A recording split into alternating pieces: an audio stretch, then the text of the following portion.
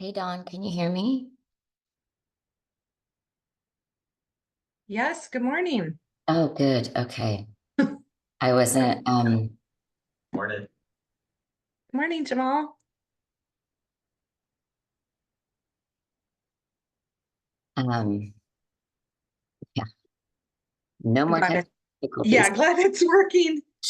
Oh, Jamal, this my sound went out yesterday, like while we were on the phone. Anyhow, good morning.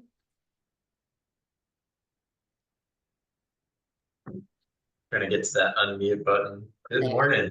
How are y'all doing? I, Good. On my second cup of coffee. So by the time, Oh, wow. yeah, Early by the rise, huh? time by the time we talk, hopefully I'll have something intelligent to say. Um, do you will you actually have some people in person there in the conference room? No. Everybody's virtual.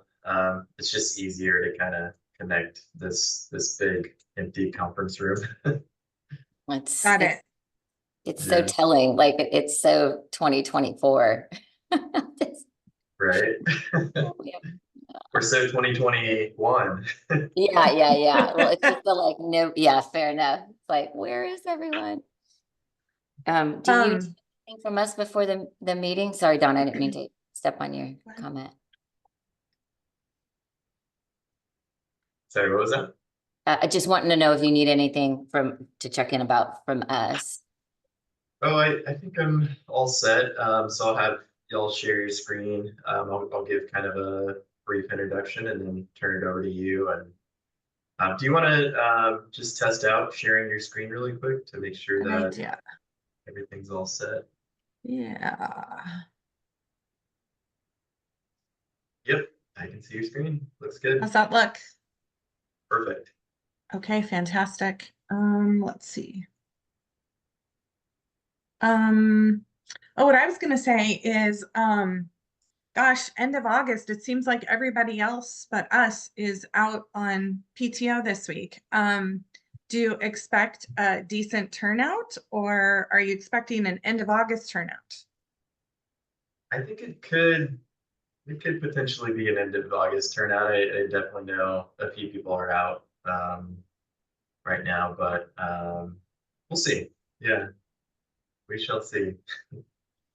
Hi, Dawn. It's Josie. Hi, Josie. I was wondering if that was you. It's so good to see you again. Good to see you too. Oh, we got feedback. Always like that. Josie, I'm so excited to be working with Jamal and the Willamette Health Council.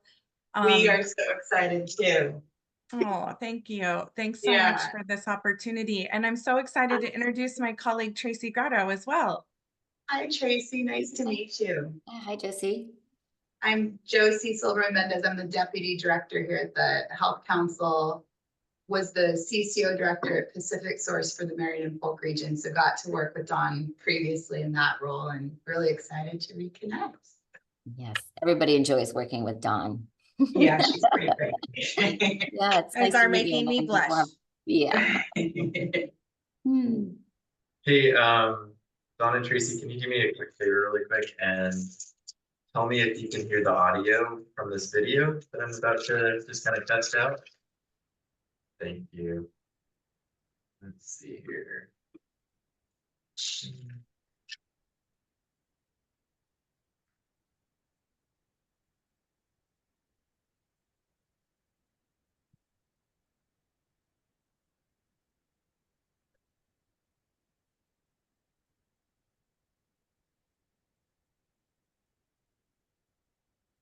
Nope. Okay. To send a recording. I have now started my new role as the permanent director of Oregon Health Authority's Public Health Division. Yep, we can And hear it now. resigned from my role as your co-chair.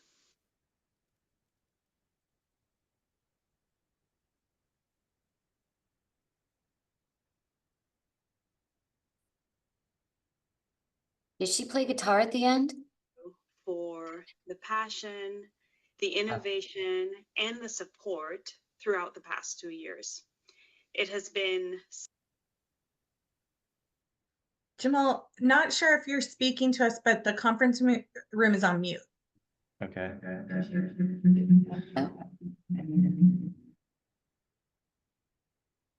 Something with your laptop. Okay. Let me try this really quick, see if it's manageable or seems okay.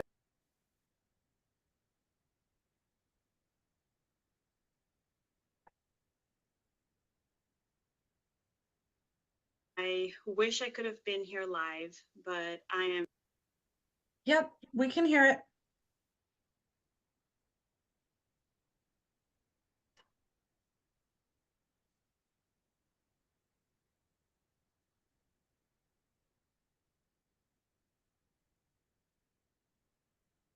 All right, hey everybody who's joining, thanks for bearing with us for a moment here.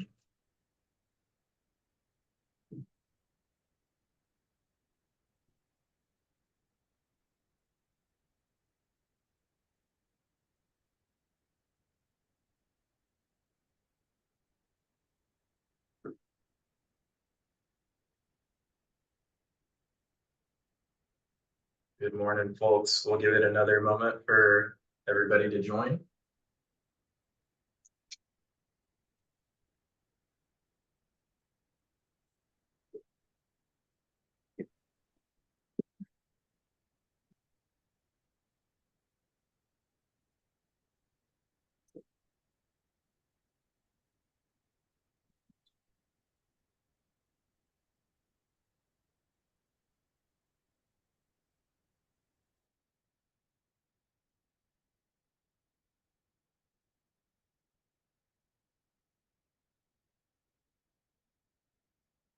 Morning, Bruce. How are you?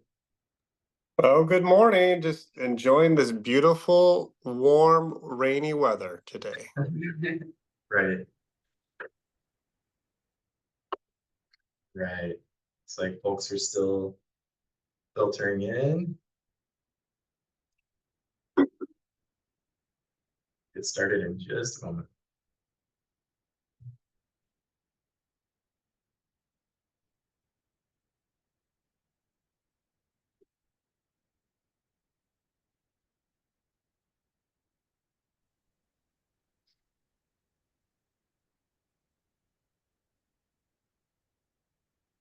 See Dr. Hatler and Annie.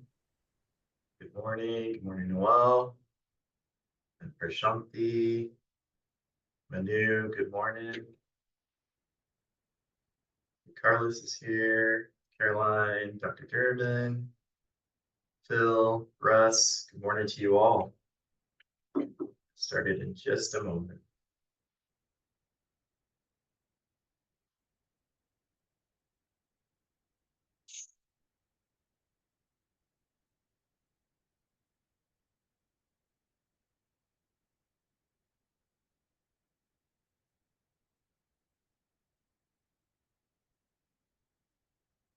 Dr. Shannon is joining. Good morning, Dr. Shannon. Okay, Bruce, I'll turn it over to you if you want to kick us off. All right. Good morning, everyone. Jamal, did we want to do attendance via out loud again, or should we just ever ask everyone to comment in the chat? How do you want to approach that again today? Yeah, I think in the interest of time, we're a little bit short on time today, so if everybody could put their name in the chat, I think that would be the most efficient way to move forward. I do see, just looking at the folks on the line, that we do have a voting quorum, Bruce. Okay, excellent. As a reminder, so please go ahead and put your name and the organization you do represent in the chat. As a reminder, this is another reminder. This is a public forum in which public comment can be accepted. We do have a few minutes for such public comment. Were there any public comments to be made?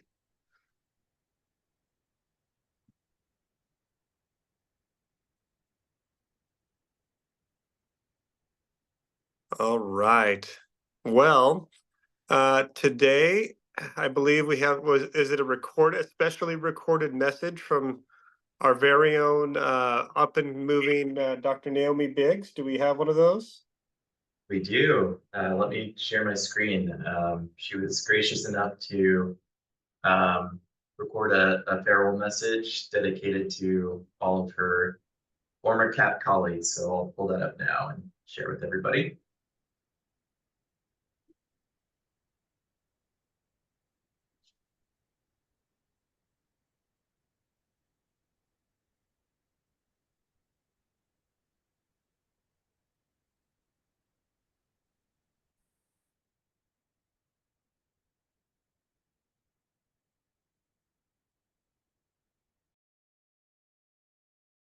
Clinical advisory panel members.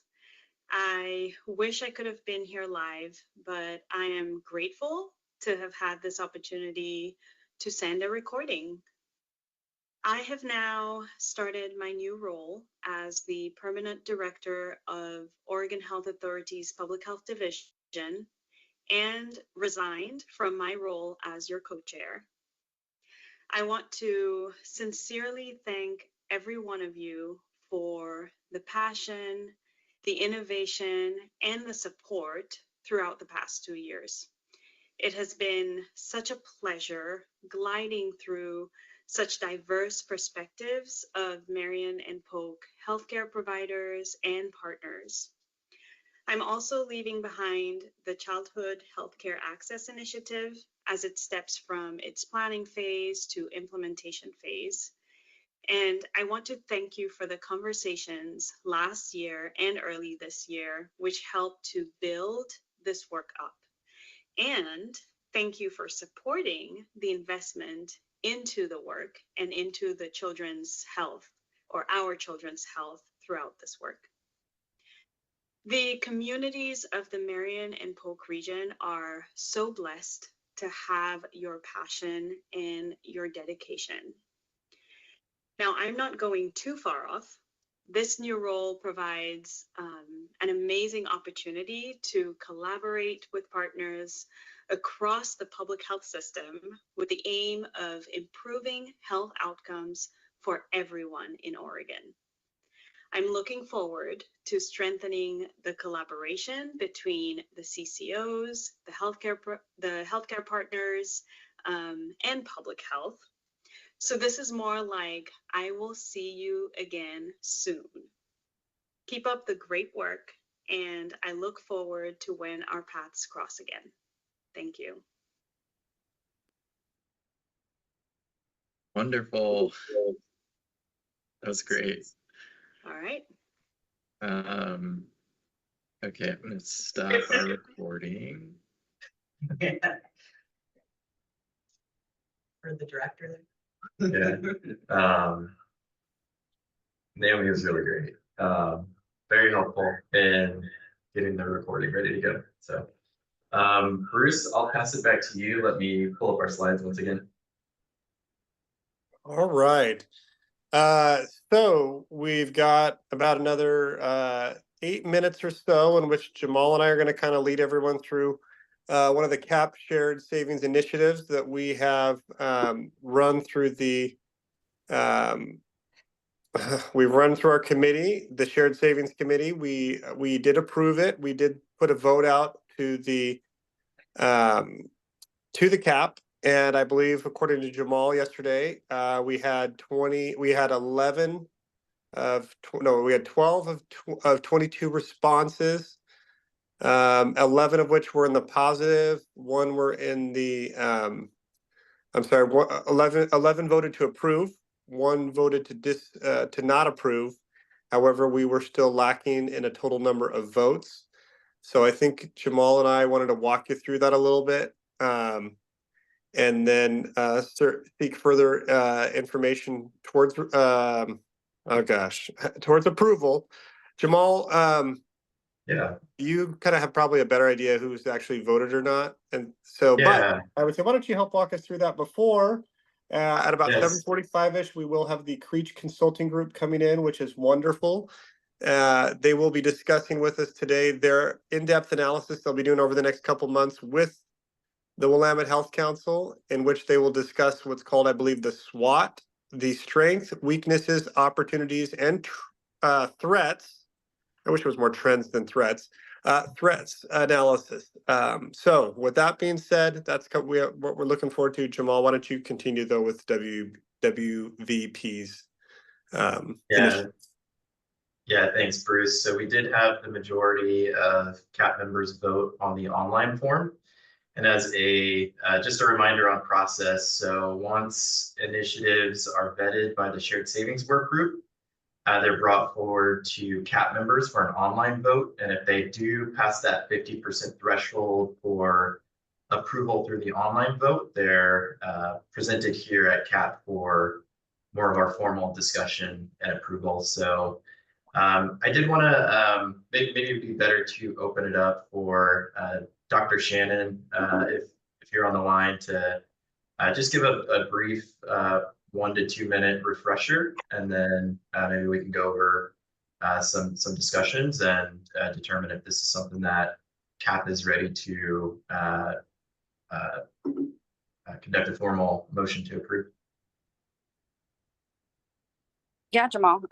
So this is our request for what's called a health navigation hub. One of the things that I found doing a lot of the school district immunizations for exclusion day and then working with our independent provider groups. Good morning. Is that there was a little bit of a disconnect for getting kids not just their immunizations for exclusion, but the additional immunizations and their well child checks as well. And so this is a proposal to create a one-stop ability for people to call in and actually figure out who their primary care doctor is. We would also have a health care navigator that would help families navigate and get set up with their primary care doctor. This is something that we wanted to actually make sure that is a year-round thing, so that there's not that heavy burden right around exclusion day for vaccine support. And just kind of making sure that we're getting those gaps and filling that on a pretty regular basis. There's a lot in the adolescent group that they're missing those well child checks, there's missing those immunizations. So this would be a way for us. We already have quite a bit of the infrastructure set up. The ask for the money is to add additional support. I'm really hoping to get a health navigator that is bilingual.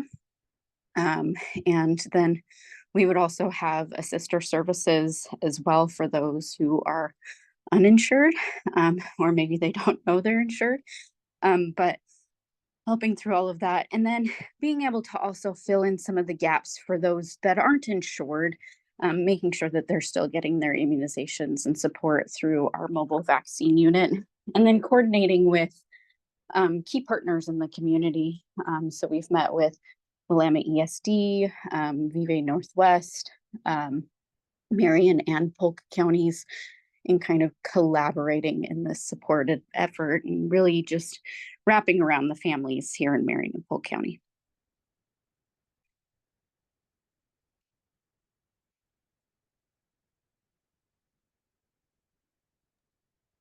Thanks, Dr. Shannon. And we did have a few questions that came in on the online form, including, will this healthcare navigation hub be available to all school districts within the region? I believe that's a yes. WVP intends to work with Yep, all absolutely. districts. Also, is this targeted to both school staff and families, Dr. Shannon? Yes, absolutely. Okay. And then can you talk through just a little bit about how schools and families would be onboarded or engaged? Yeah, so we take an initial call in, and then there would be a determination of insurance, no insurance, and that would kind of direct the path of which way we would need to go. So those without insurance would be then handed over to the assister to process and support. If they do have insurance, determining who their primary care is and getting them to the health navigator to help support them and get them set up with what they needed. And then it's family and patient specific then after that. And then a couple more questions from the online form. So your thoughts on how this initiative will engage families who are set on refusing vaccinations, if at all? I'm sorry, say that one more time. Yeah, so families and patients who are vaccine hesitant. Hesitant. Mhm. Will this initiative have any particular outreach strategies to engage those families and patients? Yeah, we actually just had some discussion with Vive Northwest last week about some of that, in how to have some of those conversations. This in particular isn't geared necessarily towards the hesitancy of vaccines, but if they'd like to have that discussion, I have myself, our nurse practitioner, and a nurse case manager for conversations if they'd like to engage in some additional vaccine conversation. So we do kind of have some of that, but it's not going to be one of our main focuses. Mostly the focus is getting those school staff and families to be able to call in and figure out where they're even supposed to be going to start with. And the hope is that if we can get them into their primary care providers, that conversation and relationship can then happen with the primary care providers. Thanks, Dr. Shannon. And I do see that Dr. Chaudhry and Dr. German have their hands up. Dr. Chaudhry, I believe you were first. Did you want to ask a question? Great. Yeah, thank you for the opportunity. And also I appreciate that we're bringing this forward for discussion. I have 3 questions. The first question that I have is, with this funding, how many additional vaccines do you believe or childhood immunizations would be increased with this funding? Directly with these services, it'd probably maintain, well, no, it would probably increase. So on average, I'm doing around exclusion day about 150 children, which comes out to about 250 vaccines total. The hope is to spread that out a little bit more throughout the year. But my hope is that I'm doing less vaccines and being able to move that more into the primary care offices administering those vaccines. Okay, thank you. And then the second question that I have is, it appears to me is that some of the funds will go towards the recruitment and retention of a navigator. Mhm. What are the sustainability of the program after the funds run out in August of 2026? Yeah, great question. So we already have the infrastructure set up at WVP for billing.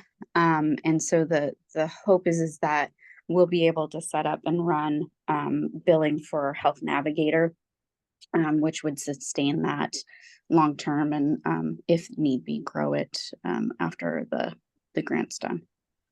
Okay, thank you. And then the final question that I have is that on the upper right-hand side, it indicates that potential CWINS impacted also include preventive dental and social emotional health aspects of kindergarten readiness. And I'm hoping someone can bridge the gap for me between what's there and what my interpretation is of the project.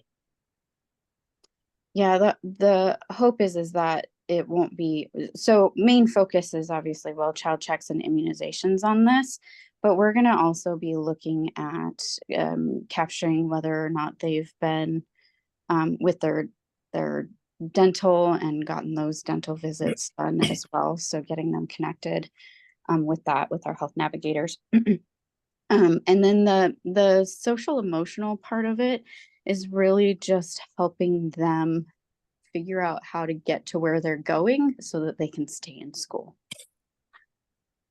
Okay. Okay, great. Thank you for responding to my question. Yeah, of course. Thank you for the questions. And Dr. German, I think last question, and then we'll have to sort of Yeah, move great. forward for time here. Really excited about this work. I was wondering, similarly to Manu's question, and just a bit more clarity on this, is the intention of this is an investment in infrastructure build to create this, or is some of this money allocated to FTE for these individual positions? Both. So Huh. some of it's allocated to the FTE for the initial part of this, for getting it up and going and training. There's a lot that's put to being able to promote all of this information out to all the school districts and that in a regular basis, and keeping that collaboration going. But at least for the health navigator, that's the biggest piece of this, that would be the recruitment and retention. And can I ask a follow-up? So is the intention that this will be a family's call in, or the idea is that this is going to be a proactive, as far as like you'll have list of kiddos that aren't ready or missing vaccines or missing well child checks? And I guess my larger question is your interaction with that information from clinics. How is that sharing going to occur? Mm-hmm. So so we actually have a couple of different things. So a lot of it's going to be them reaching out to us to call in, because we don't necessarily know what we don't know, but we have been talking with Marion and Polk County about those exclusion day lists and getting that information so that we can support some of the proactive outreach on that. And then we also get, at least for the Independent Providers Association, we get their Pacific Source gap lists. And we already do a lot of proactive outreach to those kiddos, but that would be rolled into some of this as well. So there's kind of a split between those two. We'd be doing both. Just a commentary that it would be ideal to have a more proactive approach if we can do that. And I know that the 100%. logistics of that have historically been very challenging, but partnering with clinics as this resource comes online would be wonderful for that additional support as far as outreach. Well, and we've done a pilot project with one of our other clinics and did proactive outreach scheduling with alternative hours. So later in the day, and getting them scheduled for the clinic, which was pretty successful. We had a lot of outreach and a lot of excitement with parents doing that. Having a physical person on the phone is a lot easier. I know technology is great, but I think for a lot of families that have difficulty already navigating some of the health system, it's easier if there is proactive outreach. Yes. Great discussion, folks. I'm gonna move us forward here. Bruce, do we want to check with the group if there's a formal motion to approve this initiative? Put a motion to approve, Tony German. I second.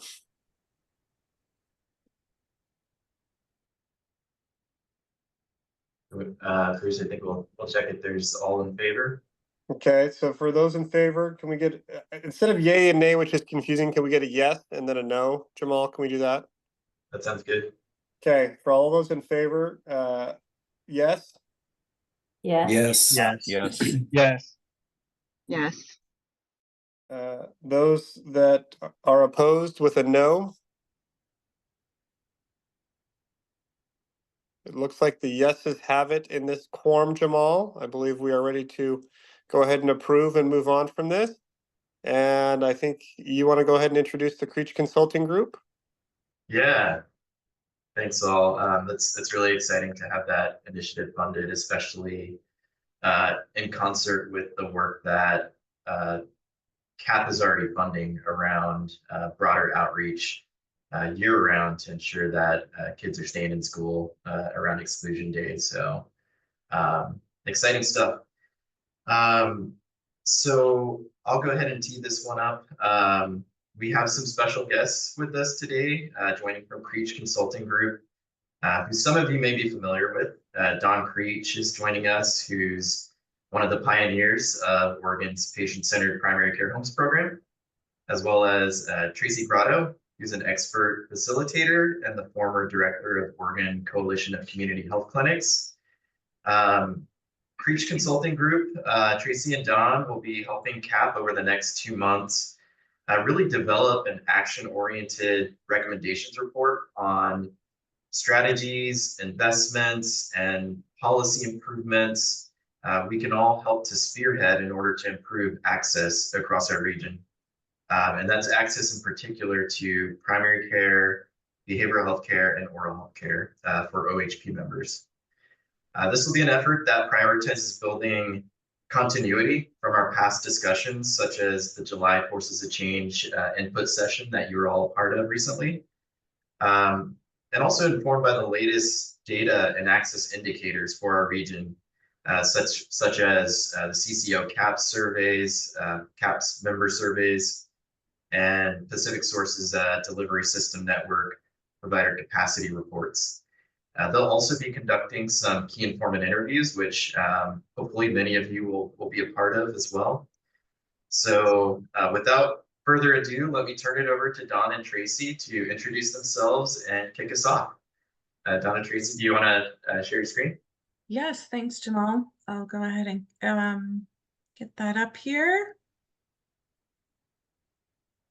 Okay, the obligatory thumbs up if everyone can see my screen.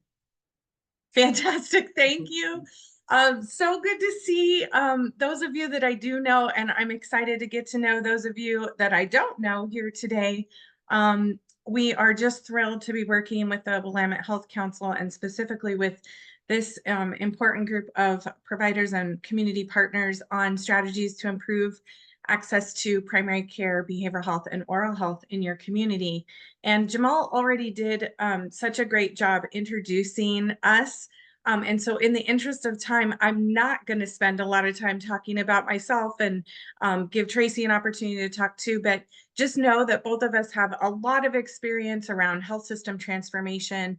And I will speak for myself here. I am a total geek when it comes to access to care. So I can get wonky with the best of you all and have spent a lot of my career thinking about this, doing trainings and running big system level projects around access. And so we're just thrilled to be working with you all. I do want to say that although I do not live in the Marion-Polk region, I live in Bend now. I was in Portland for 18 years. I have a lot of connections to your community. My dad actually lives in Salem, and my daughter got her undergraduate at Western Oregon and then her graduate degree at Willamette University. So I spent a lot of time in the Marion-Polk community and could not be happier to be working with you on this endeavor. So with that, you know, this has been a fast and furious start to this project. And as Tracy and I have sort of been reviewing historical documents and data, one of the things that really popped out to me was this community vision. And it is perhaps, and I'm not just saying this, the best community vision that I have ever read. And so I thought I would just take a moment. And again, in the interest of time, I'm not going to read it out loud, but I really felt like this statement grounded why we're here today and specifically calls out equitable access to integrated whole person care, which I love to see. So kudos to you all on creating this vision. Okay, we have way too much content prepared and not enough time. But really quickly, what we're going to do today is talk about the Access Project and give you a sense of what Tracy and I will be up to over the next couple of months, what your role is in this project as we see it. And then I actually have, this is where we have way too much content, lots of data and discussion and thoughts that will hopefully get us to a vote actually, or a survey rather. It won't be as formal as a vote, but a survey where we want to hear from you to help us narrow down what we bring to next month's CAP meeting. And we'll talk next steps. Okay, with that, I'll hand it over to Tracy. Thanks, Dawn. Yes, hello, everyone. Happy to be here. Happy to be working with y'all. As Dawn said, we're sort of fast and furious in terms of our pacing. You have had both an email introduction to this project. Jamal just spoke a little bit to it. I'm going to talk about the sort of process that we're proposing that will underlie, excuse me, how we get to this final report.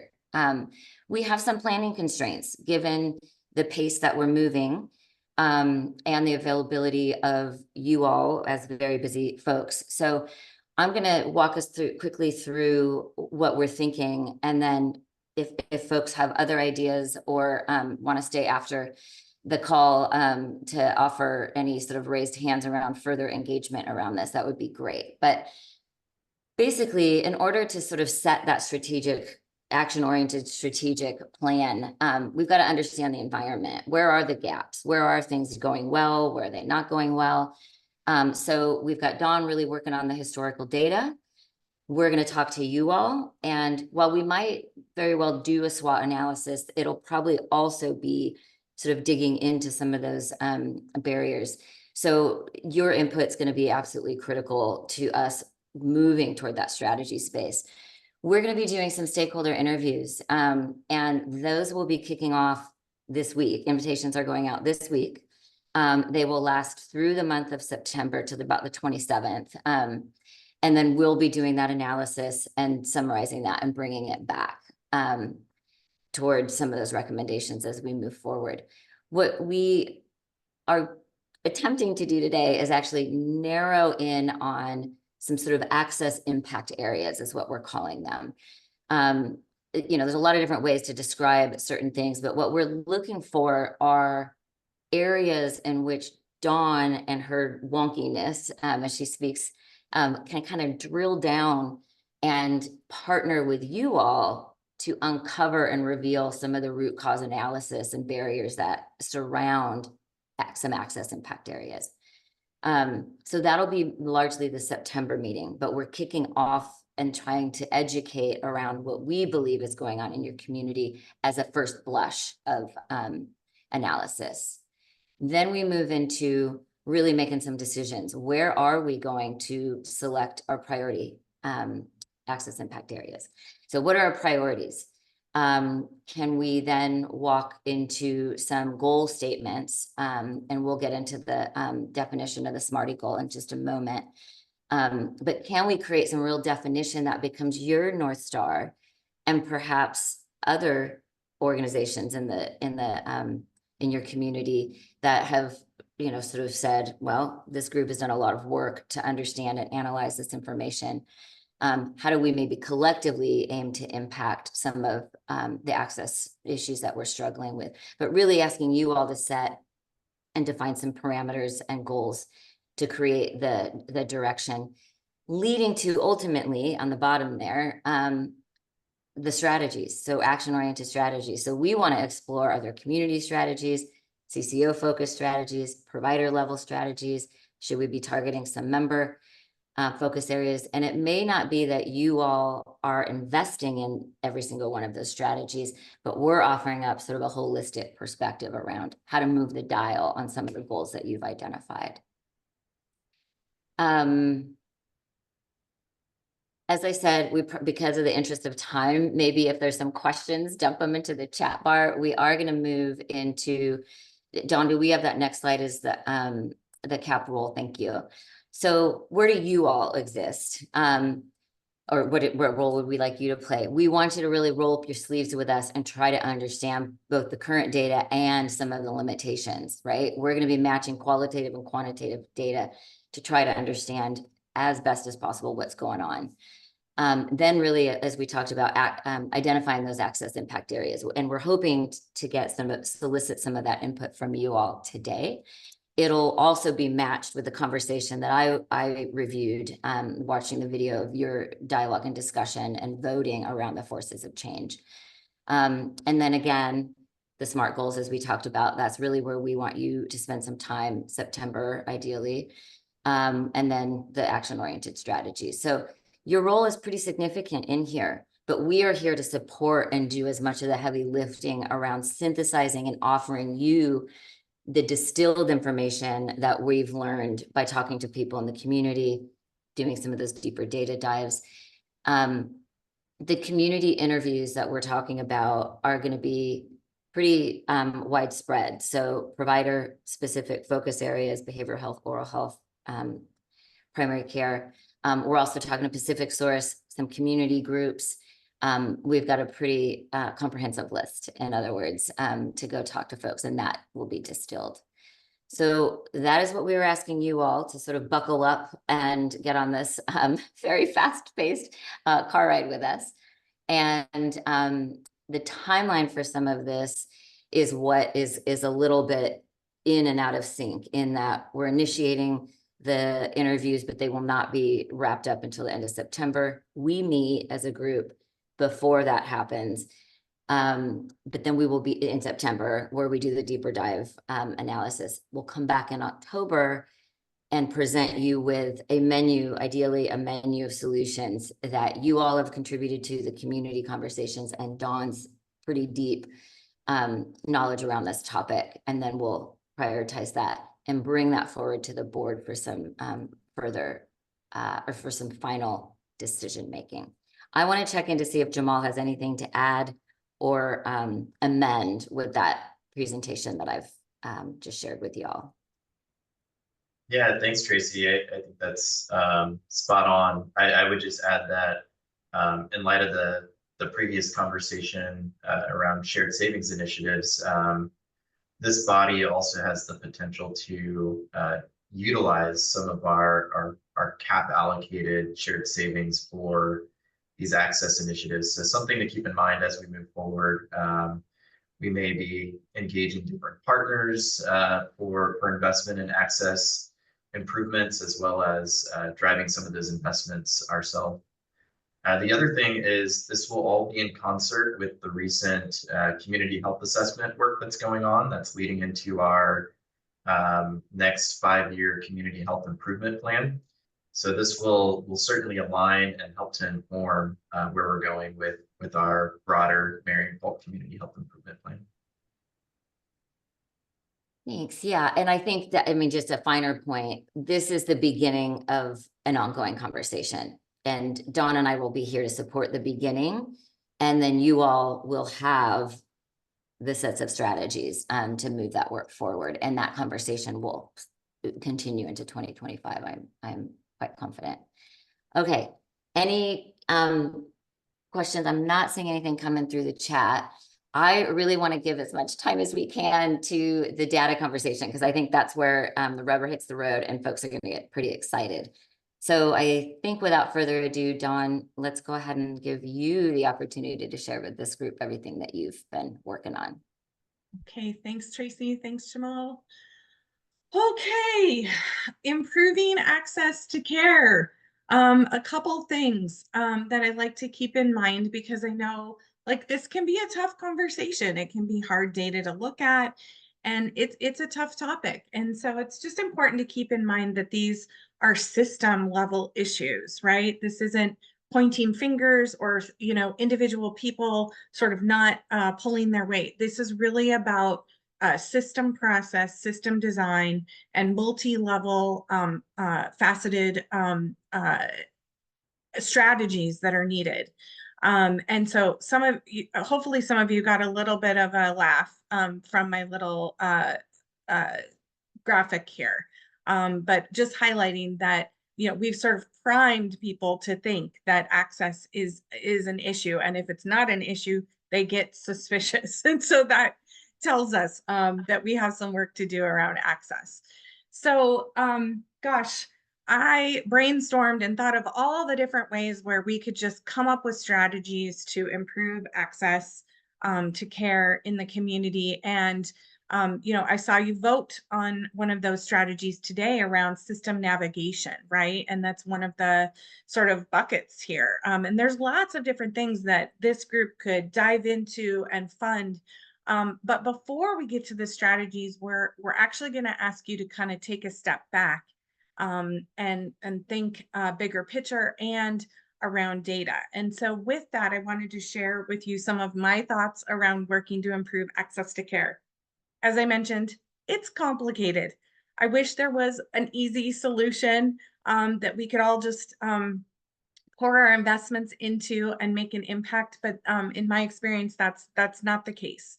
When we talk about access to care, even defining that, right, it means different things to different people. So we need to be clear on what we mean by access and what aspect of access we're going to try to impact. I already sort of hinted at this, but in my experience, really improving access requires creative thinking, out of the box thinking, and multifaceted solutions at the federal, state, community, and individual clinic levels. So all of those would ideally be working in concert to improve access. And last but not least, I strongly believe we can't improve what we can't measure. And so I'm going to be presenting some data and some information. And this, again, because of time, will just be a first blush, but giving us the opportunity to really use data to inform strategy recommendations and direction. So with that, I've spent the last 2 weeks diving into historical documents and data for your region. Here is the list of documents that I have been reviewing.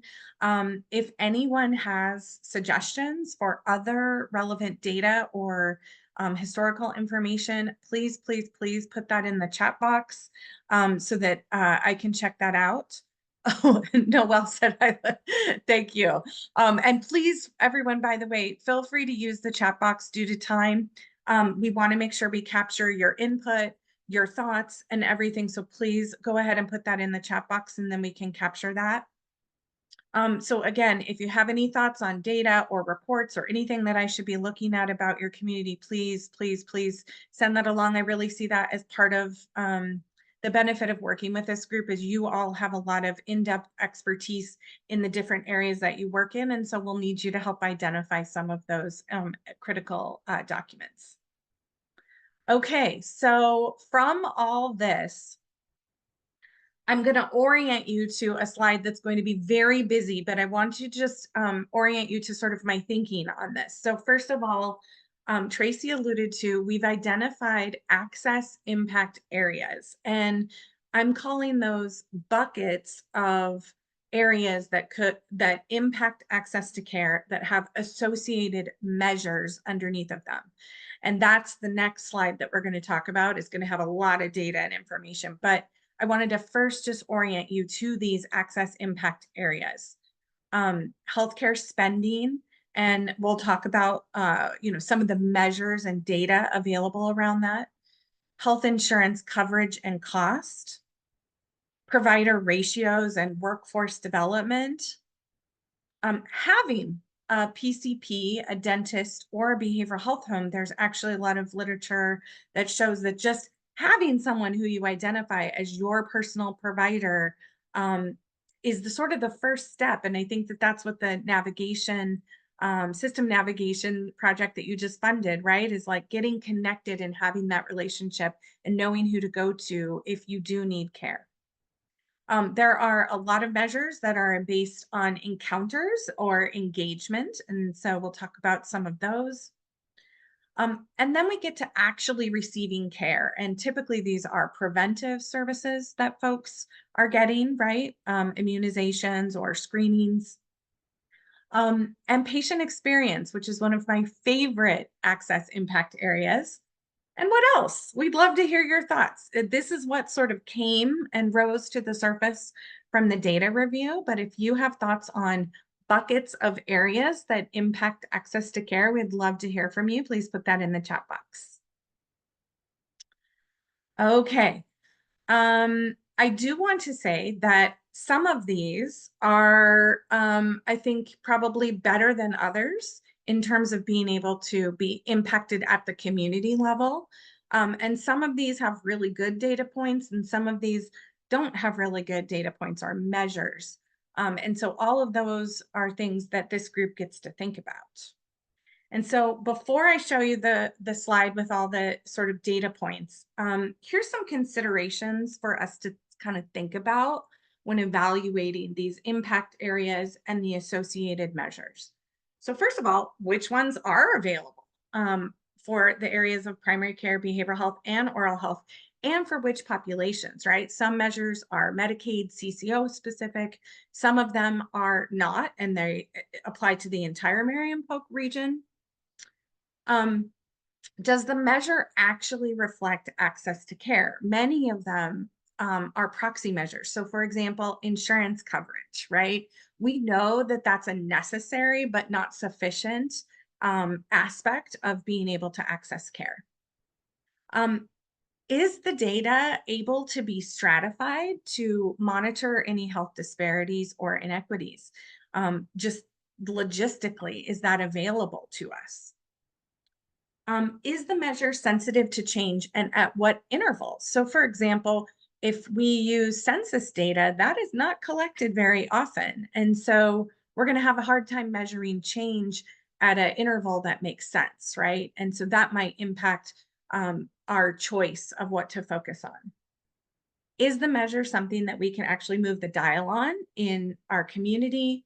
And where does the CAP and this community have potential levers, right? To sort of move things and build on momentum that's already out there. Okay. Is everybody ready? I feel bad. It's early in the morning. Your eyes are going to be seeing a lot of data on one slide. And so never fear, I will zoom in so you can sort of see the different areas. And we won't have time to talk through all of this, but I wanted to give you a sense of some of the data that's out there that I saw that caught my attention in terms of examples of things that you could choose to focus on. Okay. So as you can see, we have the access impact areas in the green boxes. And then under those, I've pulled just some examples of measures that are out there. Again, those that sort of caught my attention of things to potentially work on. So under the healthcare spending bucket, we have things like primary care spend and alternative payment spend. And that comes from the Primary Care Payment Reform Collaborative that I've been a founding member of since 2015. And so there's a lot of work there. And when I look at the data, I see that on average across Oregon, CCOs are spending about 11% of their budget on primary care. But interestingly, in the Marion-Polk region, that number is 21.5%. And it actually leads all CCOs. So in terms of what the data is telling us, we have the highest percentage spend in Marion-Polk region on primary care services. In addition to that, that same data source tells us that in the Marion-Polk region, Pacific Source is spending 75% of their primary care dollars in an alternative payment model. So that's sort of classified as anything other than fee for service. So we have a high rate of Pacific Source implementation of APMs in your community that actually comes in about midway in terms of CCOs. And then we have to look at some national data. I don't have anything specific to Oregon, but when we look at behavioral health spend, at least nationally, behavioral health is 6% of our total budget. So 6 cents of every dollar is spent on behavioral health care, which seems like a missed opportunity to me, but there's less data available. I'm curious from this group, for those of you who have come from the world of oral health, is there anything or any data source that would look at dental spend?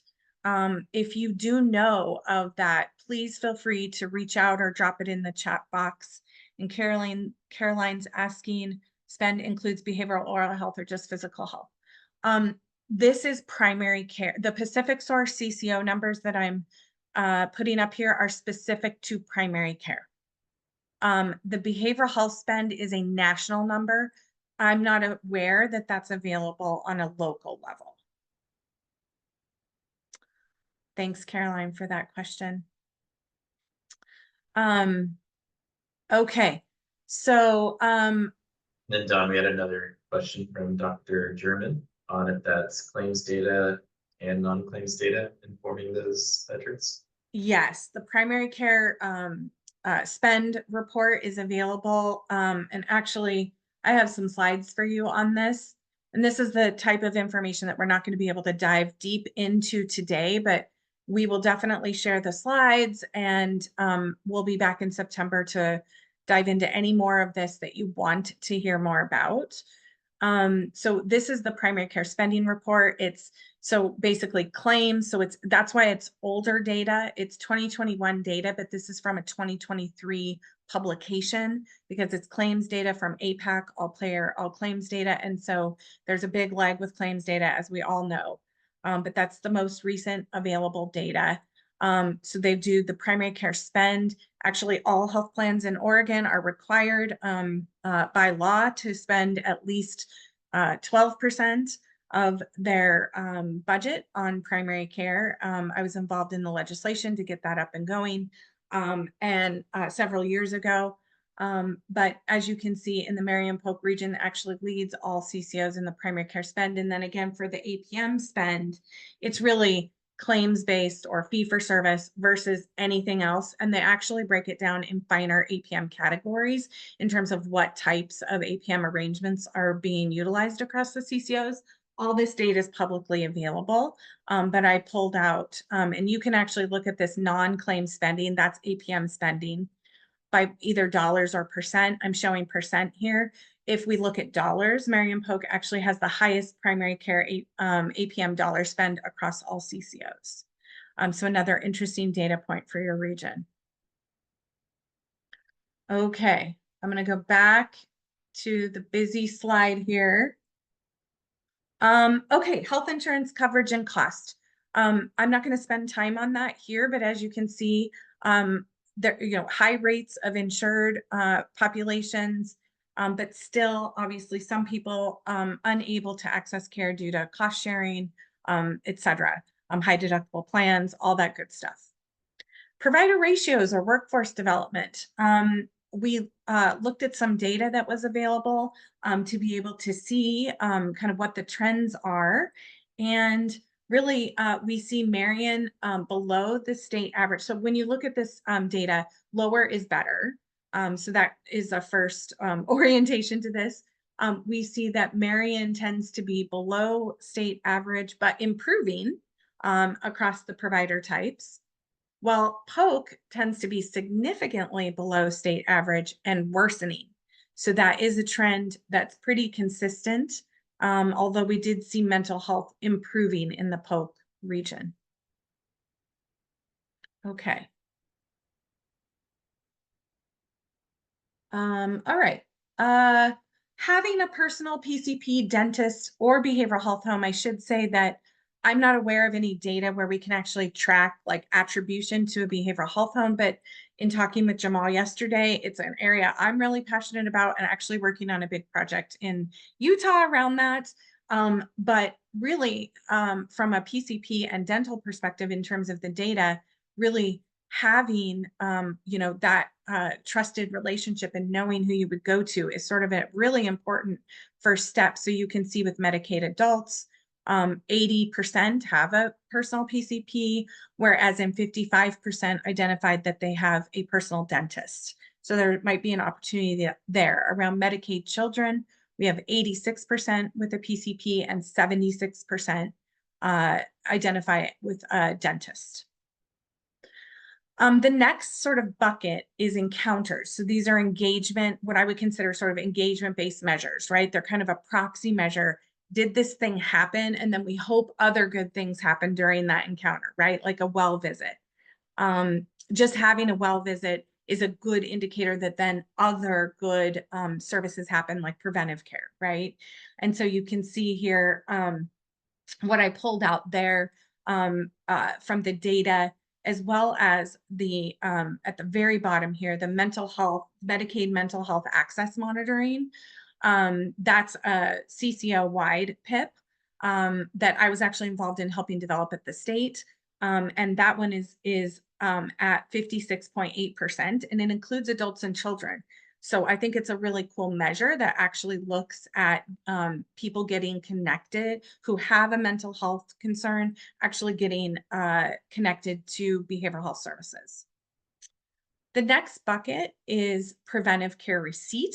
So these are actually receiving services, right? So depression screening is a recommended preventive service. And so we have a measure that I'm sure you're all familiar with, that's a CCO QIM measure around depression screening and follow-up. And then another under that bucket is actually, being up to date on your vaccines. And I know that this group has spent a lot of time probably talking and thinking about those sorts of strategies. The other bucket that I tend to really like from years of experience administering CAHPS surveys and looking at CAHPS data is patient experience. And I have some slides to show you around that. But we're not going to actually have time to spend significant time diving into it. So here's what I would say as we get ready for the survey for you all to sort of tell us which of these access impact areas you would like to do a deeper dive in next month. Some of these, right, might not be amenable to things at the community level. For example, health insurance coverage and cost. Some of them are necessary but not sufficient. So I would consider that kind of looking at provider ratios is important, but doesn't tell the whole story. So for example, in Oregon, we actually have the third highest ratio of behavioral health providers to population. And this is from 2023 data from Mental Health America. However, in that same often cited report, we rank 50th in terms of access and outcomes. And so, just looking at those provider ratios doesn't tell the whole story, right? Are those providers accepting a wide variety of insurance? Are they seeing a kids or adults? Are they accepting any insurance at all? It just doesn't tell the whole story. In addition to that, it's pretty clear that just looking at healthcare reimbursements or rates or expenditures doesn't tell the whole story, because for our mental health system in particular, we actually have expenditures per capita either on par or higher than other states. But again, we rank really low in terms of access and outcomes. I mentioned some of my favorite data is looking at CAHPS data. And I dove into the CCO Marion Polk specific CAHPS data for 2023. And I saw some trends. So particularly with adults, we saw a pretty marked decrease in the access to care domain, which includes access to urgent care and access to well care or routine care. In terms of dental care as well, Medicaid adults who identified having a dentist at 55%, and only 52% ranked it easy to find a dentist. There's no mental health CAHPS data that is collected, although there is a mental health item set that CAHPS has. So perhaps there's an opportunity for this group to advocate with OHA to include that data in future Medicaid CAHPS surveys. For children, it's a little bit of a different story. We have higher numbers in terms of the performance on the getting care quickly domain, whereas in urgent care tends to be above the OHP statewide average, whereas in getting wellness visits tends to be below the OHP average, with just a slight decrease that we saw from 2022 to 2023. Also for children, in terms of dental care, having a regular dentist is a lot higher at 76%, and 68% ranked it easy to find a dentist. Okay, we have like 2 minutes left, and I knew that this was going to be way too much for the time today, but I'm going to hand it over to Tracy, and then we're actually going to send out afterwards a survey via SurveyMonkey, so that you have an opportunity to kind of tell us in rank order which of those access impact areas you would like us to do a deeper dive in for our meeting next month. So Tracy.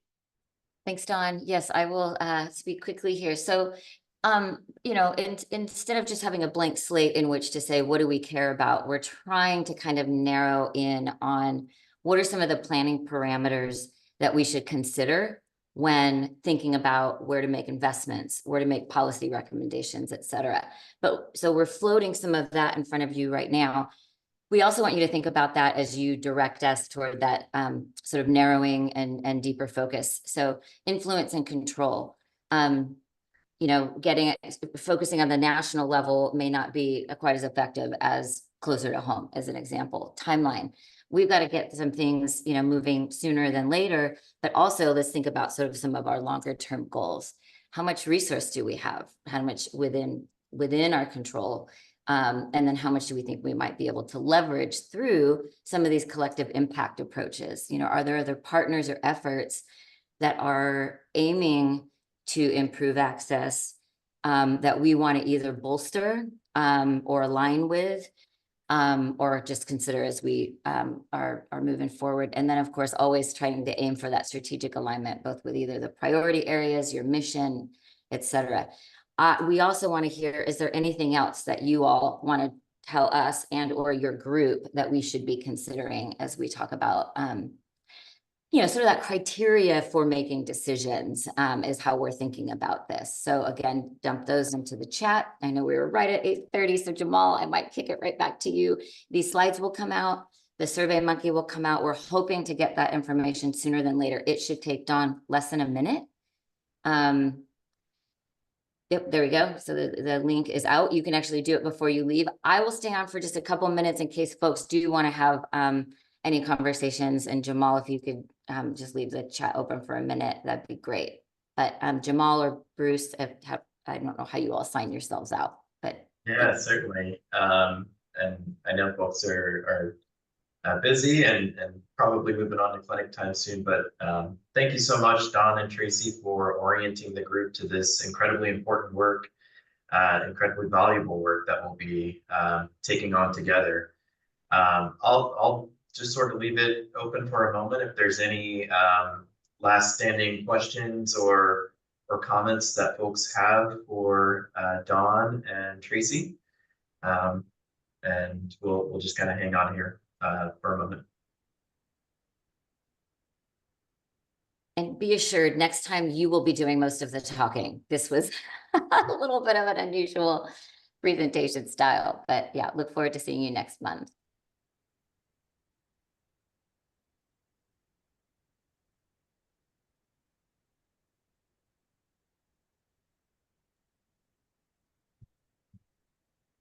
Okay, hearing none. Thank you all so much. Jamal. We will be, Tricia, I'm sorry, did you have a question? Yeah, I was waiting to see if anybody who's actually on the CAP had questions before I asked one. No worries. I realized that you asked me to send the matrix from the Forces of Change, and I never did. So I have that queued up to send y'all. I was also wondering if you've sent Dawn and Tracy the CSA report from our CHA earlier this year.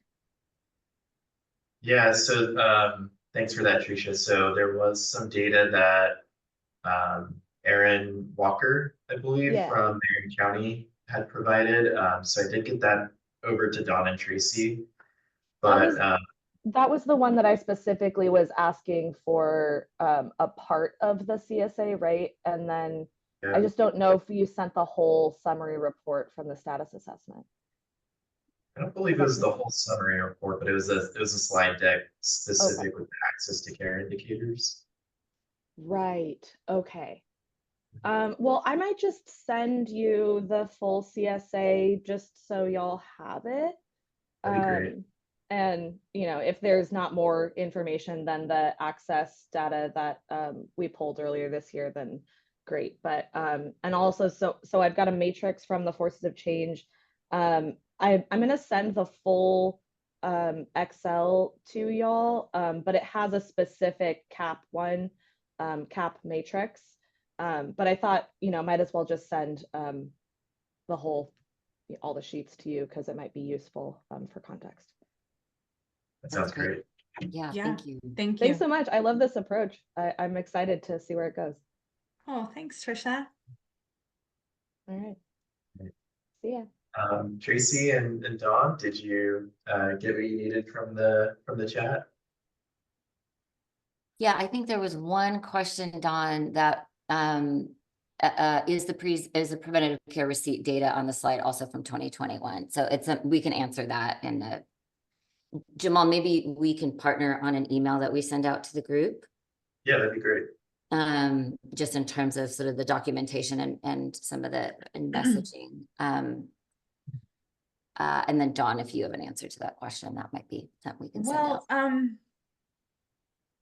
So part of it is this was like a first blush, right, of a lot of data in a very short period of time. I think what we were hoping to do is be able to hone in on a few of the access impact areas that this group really feels like, investment wise, that's where the dollars can really move the dial, and then have a more extensive one with different data points that are sourced, et cetera, for next month. And then the full sort of what I'm considering a little bit of an access dashboard would be in the final report, as I see it. The preventive care receipt measures, like both of those are just Medicaid data. And I think I took that from the 2023 CCO metrics report. So that is more recent data. These are all like from different sources in terms of where I pulled the data from. And I think the slide deck has that. So I think once they have the slide deck, they can actually reference that. Yeah. Yeah. Right? Like it says Medicaid, like I tried to cue people in, right? Like it says Medicaid adults, right? Yeah. Yep. Okay. Okay, Yep. I think we're good to go. I think so. Okay. Thank you both again. Welcome to the panel and to working with the panel and all of these good folks. Thank you all who've held on the line with us, and we will talk to you all soon. Thank you so much. Thanks, everyone. Bye. Bye.